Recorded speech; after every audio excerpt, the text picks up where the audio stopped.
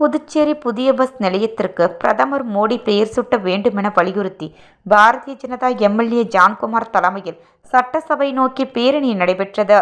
நெல்லித்தோப்பு பாஜக MLA Richard Johnkumar அலுவலகத்தில் இருந்து இந்த ஊர்வலம் புறப்பட்டது.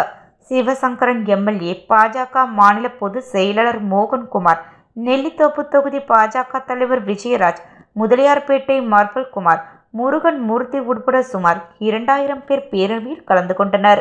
மறைமலை அடிகள் சாலை, அண்ணா சாலை, நேரு வீதி, மிஷன் வீதிகள் வழியாக சென்ற பேரணி சட்டசபையில் முடிவடைந்தது. பிரதமர் மோடி உலக தலைவராக உருவெடுத்துள்ளார். குஜராத்தில் 3 முறை முதல்வர், நாட்டிற்கு 3 முறை பிரதமர் என அனைத்திலும் ஹாட்ரிக் அடிக்கும் மோடி புதுச்சேரி நிதியும் திட்டங்களும் தந்து வளர்த்து வருகிறார்.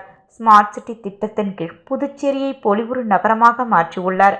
வணிகர்கள், சுற்றுலா பயணிகள் என பலதரப்பட்ட மக்களும் பயன்படும் சிறந்த பஸ் நிலையம் ஸ்மார்ட் சிட்டி திட்டத்தில் தான் உருவாக்கப்பட்டுள்ளது. அதற்கு பிரதமர் மோடி பெயரை சூட்டுவதே அவருக்கு நாம் செய்யும் நன்றி கடனாகும். எனவே புதுச்சேரி அரசு அவரது பெயரை சூட்டிட வேண்டுமாய் முதல்வர் ஐயா ரங்கசாமியை கேட்டுக்கொள்கிறேன் என அவர் கூறினார்.